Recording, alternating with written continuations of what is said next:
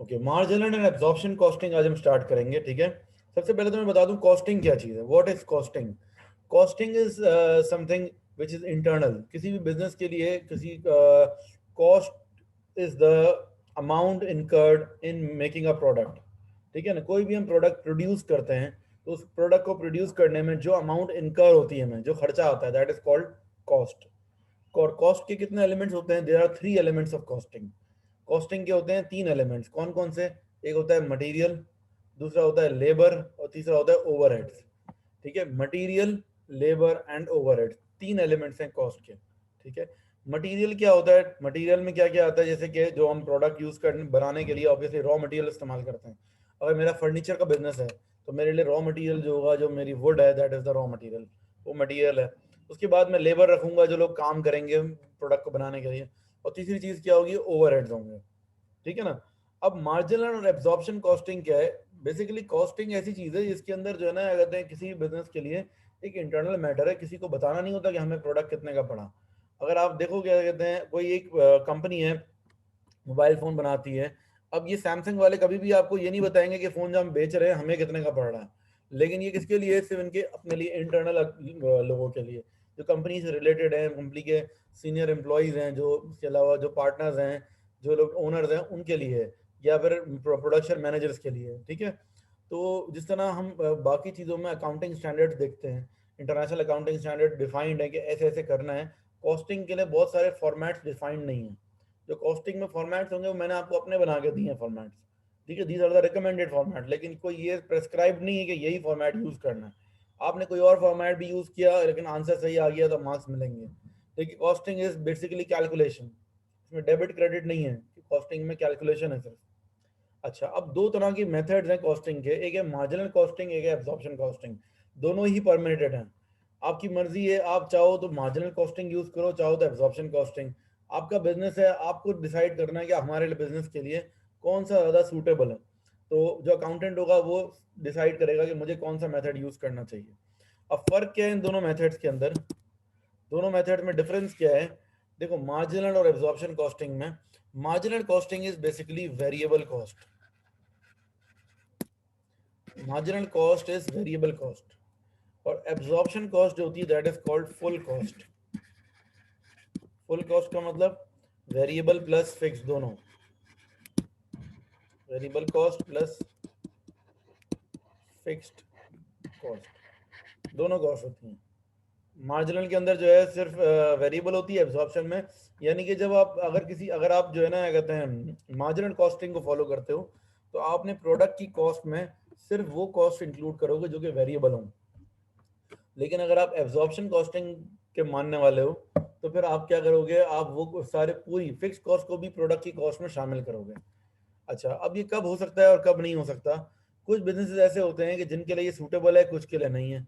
जैसे कि for example, अगर मैं कहता हूँ कि एक बिजनेस है इम्तियाज सुपर मार्केट, उनके पास कितने सारे प्रोडक्ट्स हैं, हजारों लाखों प्रोडक्ट्स होंगे।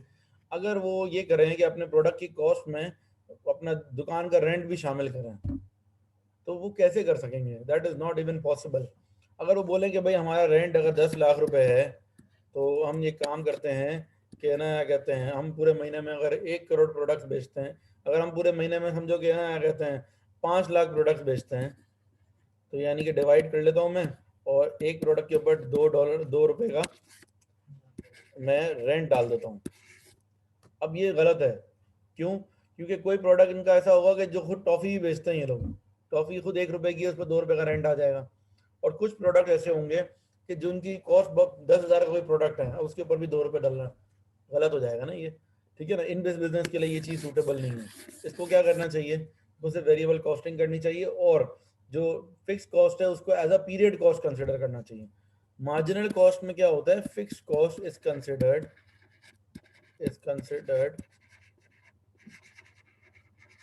अ पीरियड कॉस्ट।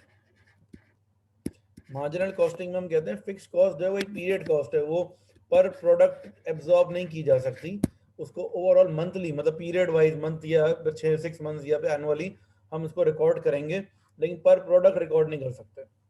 एब्जॉर्प्शन कॉस्ट में क्या होता है? Fix cost is absorbed, fixed cost is absorbed in cost per unit. Absorption costing में क्या होता है कि जितने फिक्स कॉस्ट होती है उसको पर यूनिट की कॉस्ट में एब्जॉर्ब करवाया जाता है।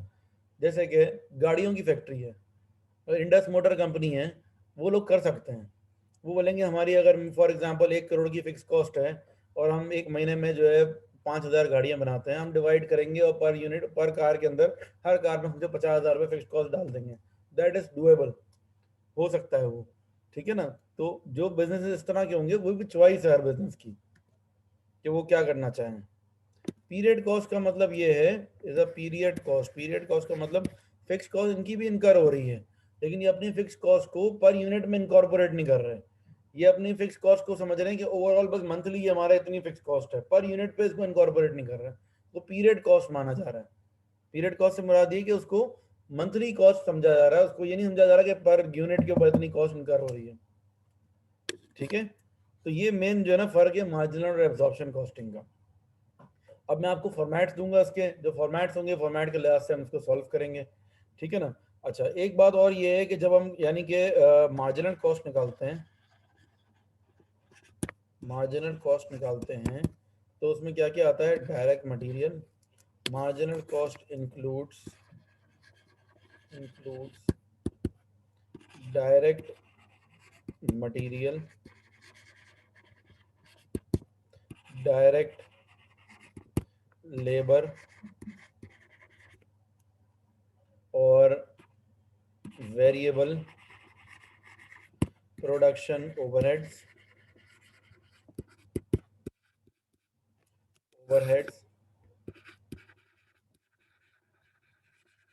ये 3 चीजें आती हैं मार्जिनल में। लेकिन एब्जॉर्ब ये टोटल कॉस्ट हो जाएगी। ठीक है ना। कॉस्ट पर यूनिट बन जाएगी ये। डायरेक्ट मटेरियल, डायरेक्ट लेबर और वेरिएबल प्रोडक्शन ओवरहेड्स, तीनों को मिला के क्या बन जाएगी? ये कॉस्ट पर यूनिट। लेकिन एब्जॉर्प्शन कॉस्ट में क्या होगा?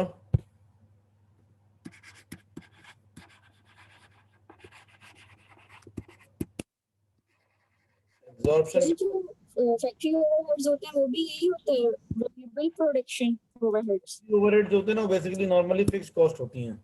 वो इनडायरेक्ट ओवरहेड होते हैं। वो direct material, direct labour, variable production overhead में नहीं आ सकते।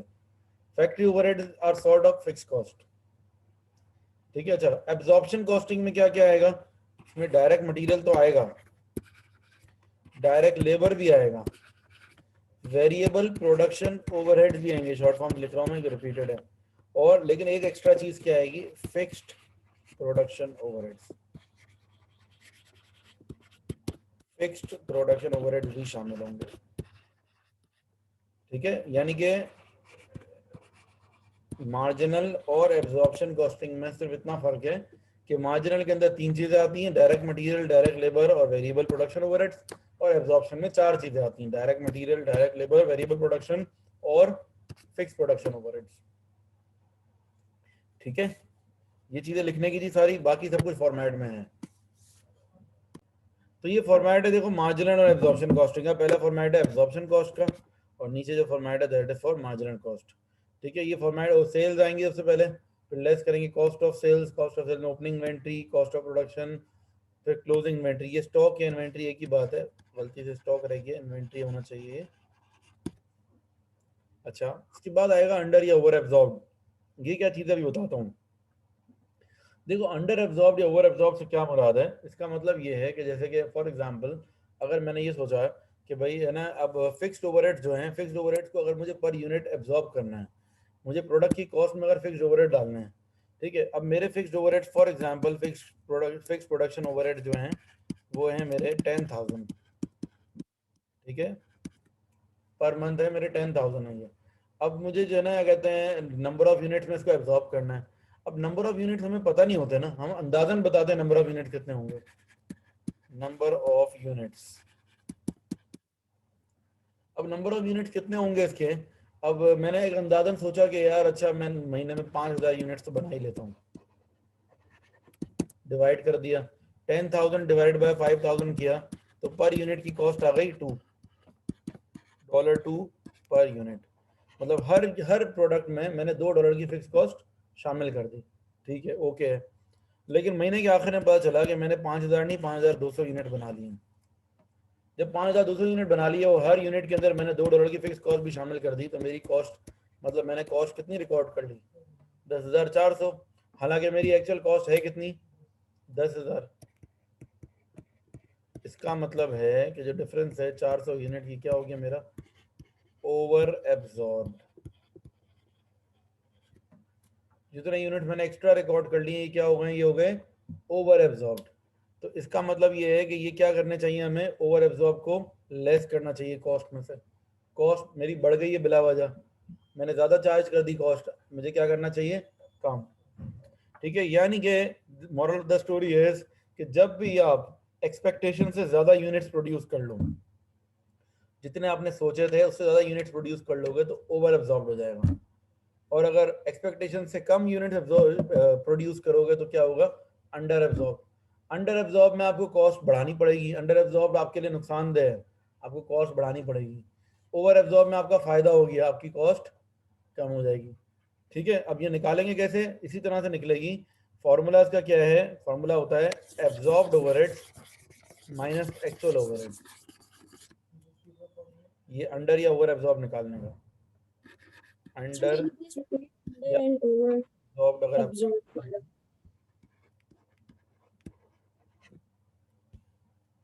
ओवरहेड, इसका फॉर्मूला है absorbed overheads minus actual overheads. अब जैसे कि मैंने अभी जो एग्जांपल दी उसमें मैंने एब्जॉर्ब कितने कर लिए ओवरहेड्स अपने? मैंने जो है कहते हैं 5200 यूनिट बनाए थे, मल्टीप्लाई बाय 2, तो 10,400 यूनिट्स मैंने एब्जॉर्ब कर लिए और एक्चुअली ओवरहेड 10,000 था, यानी कि 400 यूनिट्स क्या हो गए? Over absorb. अगर इसका आंसर पॉजिटिव में आता है तो ओवर एब्जॉर्ब होगा। अगर कभी ऐसा होता है कि मैं कम यूनिट बनाता हूँ, 4,800 यूनिट बनाता हूँ या 4,700 यूनिट बनाता हूँ, मल्टीप्लाई बाय 2, तो 10,000 में से माइनस करूंगा तो आंसर क्या आएगा? 600 नेगेटिव में आएगा। इसका मतलब है अंडर एब्जॉर्ब हो जाएगा।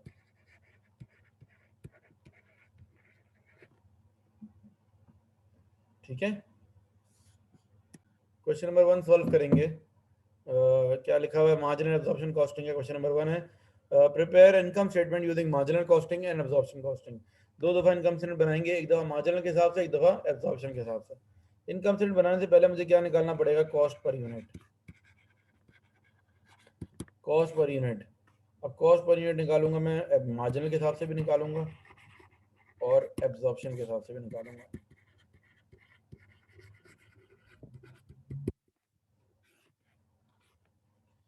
अभी स्टार्ट करेंगे हम direct material, then direct labour, then variable production overheads.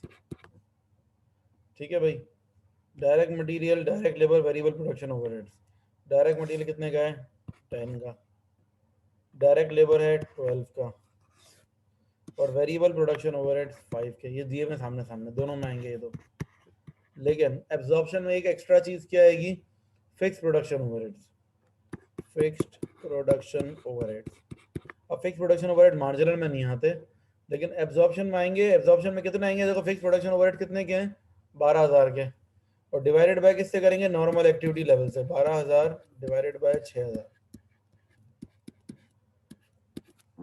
12,000 divide by 6,000 कितने हो गए? $2 पर यूनिट। ठीक है, 12,000 डिवाइड बाय 6,000 कितने हो जाएंगे? $2 पर यूनिट। यहाँ पर आ जाएगा 2, तो 10 और 12 22 और 5 27 हो गया ये।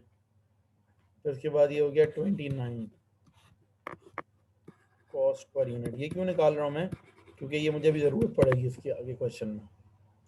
ये एक मरतबा मैंने कैलकुलेट कर लिए, अब मैं क्वेश्चन स्टार्ट करूँगा। देखो क्या क्या चीज़ें हैं मार्जिनल में। क्या क्या था? Direct material, direct labour, variable production overheads. तीन चीज़ें मार्जिनल में आती हैं, तीनों को प्लस कर लिया। फिक्स प्रोडक्शन ओवरहेड मार्जिनल में नहीं आता। एब्जॉर्प्शन में चार चीज़ें आती हैं। क्या क्या आता है? Direct material, direct labour, variable production overhead, और तीसरी चौथी चीज़ क्या आती है? Fix production overheads.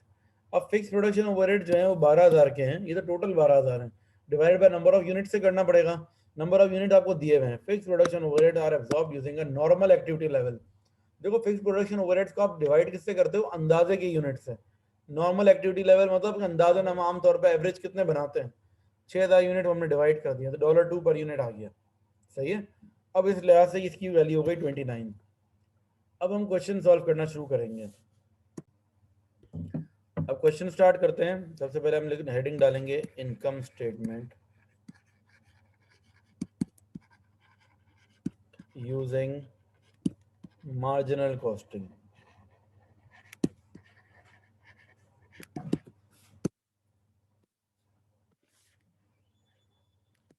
फॉर्मूला क्या है इनका? मार्जिनल का सबसे पहले स्टार्ट करेंगे हम सेल्स से। सेल्स कितने की हैं? $60 पर यूनिट है। नंबर ऑफ यूनिट 7000 है। 60 मल्टीप्लाई बाय 7000 420,000 लेस करेंगे। मार्जिनल का फॉर्मेट आप लोग अपने सामने रखें।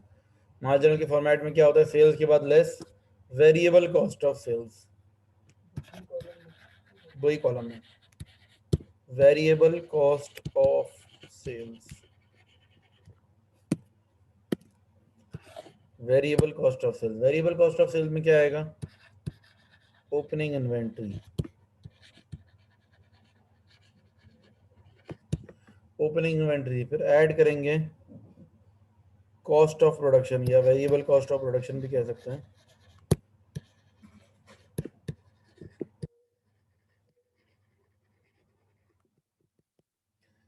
अच्छा भाई, then closing inventory. Opening inventory add cost, variable cost of production less closing inventory. ठीक है, opening inventory add cost of production less closing inventory. ठीक है, ओपनिंग इन्वेंट्री कितनी है हमारी? ओपनिंग इन्वेंट्री में कितने यूनिट्स हैं क्वेश्चन में गिवन है? 1500। 1500 यूनिट्स हैं, लेकिन एक यूनिट की वैल्यू कितनी लगाई जाएगी? 1500 मल्टीप्लाई बाय पर यूनिट होगा 27। नीचे जो हमने निकाली थी पर यूनिट की कॉस्ट, मार्जिनल की जो पर यूनिट की कॉस्ट निकाली थी दैट वाज 27। दो कॉलम बनेंगे, ठीक है ना।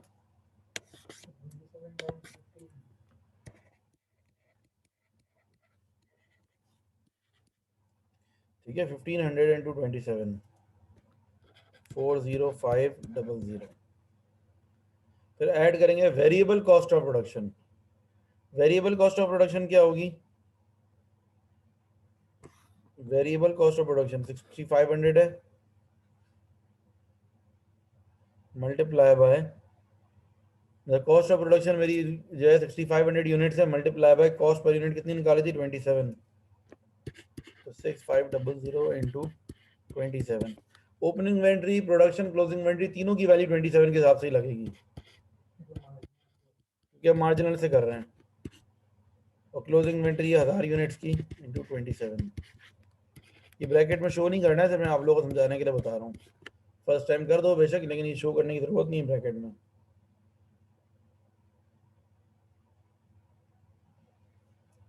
यह आ जाएगा 189,000।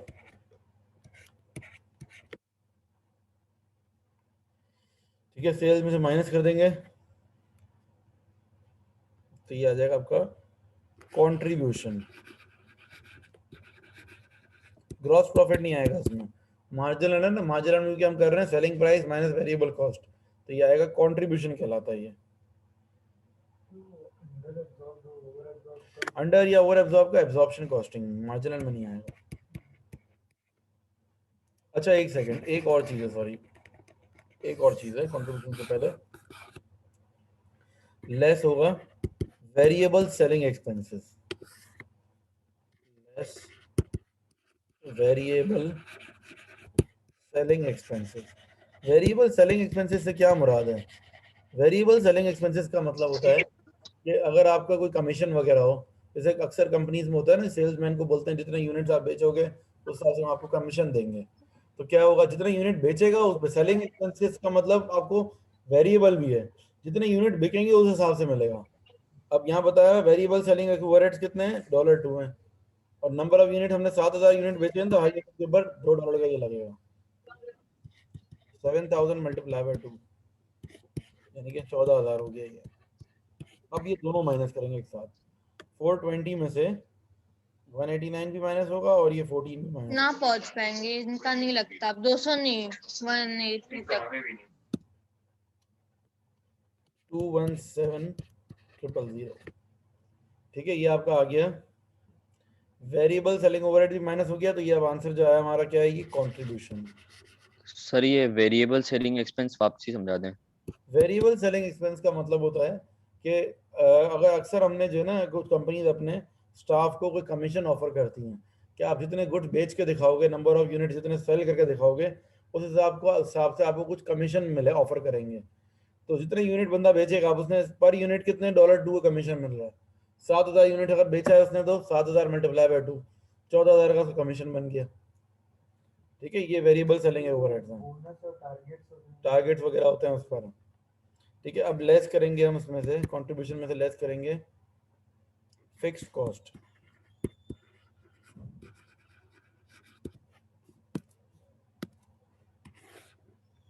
लेस करेंगे फिक्स्ड कॉस्ट। अच्छा, फिक्स्ड कॉस्ट में क्या आएगा? फिक्स्ड प्रोडक्शन ओवरहेड्स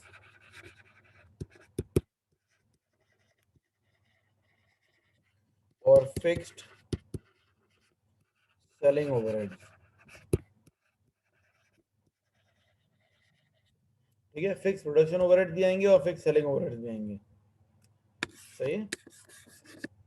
देखो, फिक्स प्रोडक्शन ओवरहेड्स 12,000 के हैं और फिक्स सेलिंग ओवरहेड हैं 10,000 के।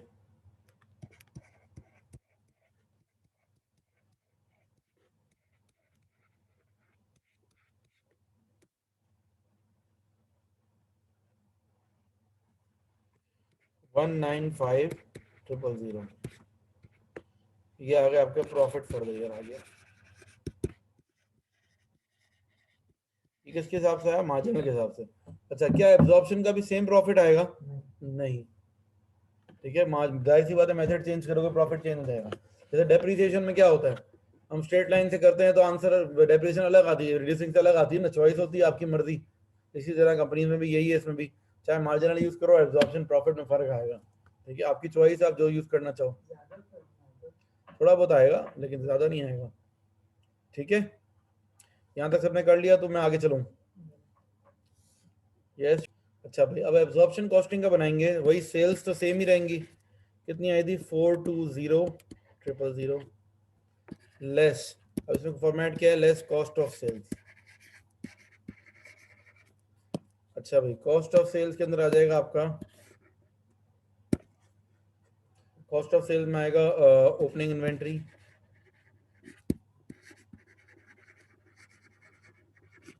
ओपनिंग इन्वेंट्री ऐड करेंगे cost of production, opening inventory add cost of production less closing inventory. ठीक है, opening inventory add cost of production less closing inventory. Opening inventory कितनी है? 1500 यूनिट्स की है। 1500 multiplied by 29। Then cost of production है 6500 multiply by 29। Then closing inventory है 1000 multiply by 29।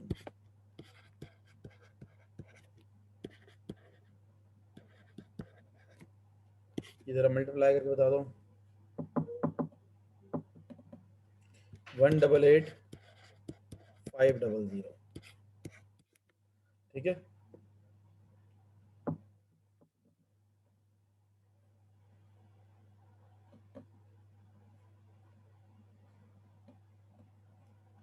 तो ये आ जाएगा आपका 203,000।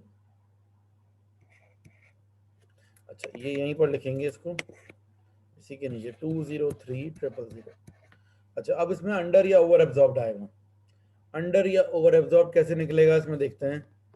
देखो, अंडर या ओवर एब्जॉर्ब कैसे निकलता है, कहते हैं absorbed overheads minus actual overheads. अच्छा भाई, एब्जॉर्ब्ड ओवरहेड कैसे निकलेंगे? मैंने यहाँ पर जो है कहते हैं फिक्स प्रोडक्शन ओवरहेड मेरा कितना $2 पर यूनिट है, और नंबर ऑफ यूनिट कितने बनाए, 6500 यूनिट प्रोड्यूस किए हैं, ठीक है ना। 6500 यूनिट प्रोड्यूस किए मल्टीप्लाई बाय 2, ये मेरे क्या आ गए, एब्जॉर्ब्ड ओवरहेड्स आ गए, माइनस एक्चुअल ओवरहेड्स कितने हैं, फिक्स प्रोडक्शन ओवरहेड्स हैं कितने मेरे, 12000, 1000 आ गया, 1000 आ गया, वो भी ओवर एब्जॉर्ब्ड है।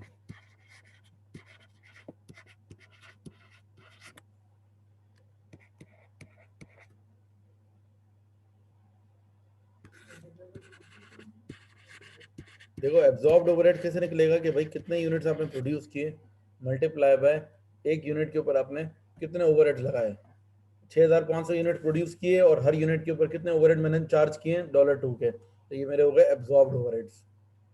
माइनस करूंगा इसमें से मैं एक्चुअल ओवरहेड 12000 के, तो ये जो आ गया 1000 आ गया मेरे पास, ये क्या है, ओवर एब्जॉर्ब्ड है। जब ओवर एब्जॉर्ब्ड है तो कम करेंगे कॉस्ट को, 203 में से कम कर देंगे कॉस्ट, मेरा एक तरह से फायदा हो गया, कॉस्ट मेरी कम हो गई, को माइनस कर देंगे ऊपर से, 420 में से 202 माइनस हो जाएगा, 218000, ये कहलाएगा ग्रॉस प्रॉफिट, ठीक है, ये कहलाएगा ग्रॉस प्रॉफिट। अब ग्रॉस प्रॉफिट में से हम लेस करेंगे selling and admin overheads, selling and admin overheads, ठीक है, सेलिंग एंड एडमिन ओवरहेड्स। अब इसमें आ जाएगा आपका fixed selling and admin overheads और variable selling and admin overhead, ठीक है, fix selling and admin overhead और variable selling and admin overheads. अब fix selling and admin overhead कितना है भाई, 10,000,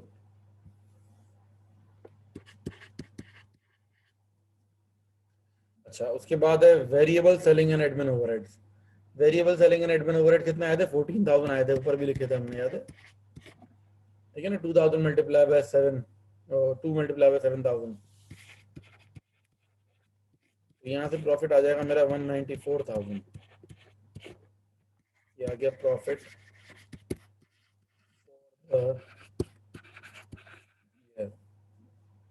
ठीक है, ये हो गया प्रॉफिट फॉर द ईयर, ठीक है। अब दोनों से प्रॉफिट अलग अलग आ रहा है, एक से 195 आया, एक से 194 आया। अब बनाएंगे हम रिकंसिलेशन, सेकंड पार्ट में बोला हुआ रिकंसिलेशन बनाओ, रिकंसिलेशन से ये होगा कि भाई ये दोनों का डिफरेंस एलिमिनेट हो जाएगा। रिकंसिलेशन का पर्पस क्या होता है कि दो अलग अलग चीजों को वैल्यूज को मैच करवाना। तो स्टार्ट करेंगे हम प्रॉफिट यूजिंग मार्जिनल से, profit using marginal costing,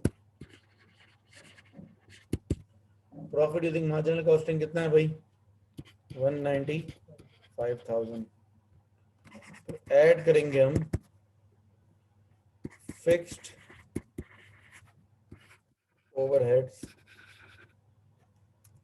fixed overhead, fixed production overheads या फिक्स्ड ओवरहेड भी जरा लिख लो, इन क्लोजिंग, सर आपकी वीडियो बार बार रुक जाती है।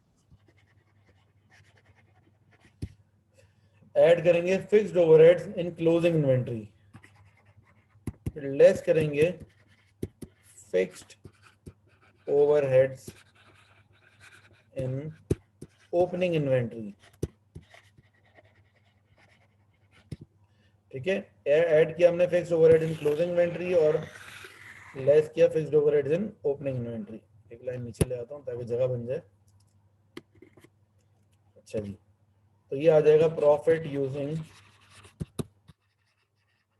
एब्जॉर्प्शन, और ये दो लाइनों की है रिकंसिलेशन। प्रॉफिट यूजिंग एब्जॉर्प्शन कितना है, 194,000, ये आना चाहिए। अच्छा भाई, फिक्स्ड ओवरहेड्स इन क्लोजिंग इन्वेंट्री से क्या मुराद है, मेरी क्लोजिंग इन्वेंट्री कितनी है, 1500 यूनिट्स की है, और ये फिक्स्ड प्रोडक्शन ओवरहेड्स कितने हैं मेरे, $2 पर यूनिट, ठीक है ना, तो ये हो जाएगा 3000, इसी तरह से ओपनिंग इन्वेंट्री मेरी कितनी है, 1000 यूनिट्स की है, और फिक्स प्रोडक्शन ओवरहेड कितने चार्ज किए मैंने, $2 के चार्ज किए हैं, ये हो गया 2000। ठीक है, एक बल्कि मैंने उल्टा कर दिया शायद, क्लोजिंग इन्वेंट्री 1000 है और ओपनिंग 1500 है, सॉरी, ये 3000 हो जाएगा, ये 2000, ये 2000 हो गया और ये 3000। ठीक है, तो ये आ गया आपका प्रॉफिट यूजिंग एब्जॉर्प्शन कॉस्टिंग। ठीक है, दैट इज सो सिंपल। देखो बस क्या करना है आपको, फिक्स प्रोडक्शन ओवरहेड्स इन क्लोजिंग इन्वेंट्री ऐड करना है और लेस करना है फिक्स प्रोडक्शन ओवरहेड्स इन ओपनिंग इन्वेंट्री, तो ये आ जाएगा आपको प्रॉफिट यूजिंग एब्जॉर्प्शन कॉस्टिंग। ये दोनों देखो मैच हो गए, तो इसका मतलब ये है कि ऑल ओके है, कोई गलती नहीं है हमारी। ठीक है बच्चों, ठीक है, आज के लिए इतना ही रखते हैं। ठीक है बच्चों, अल्लाह हाफिज।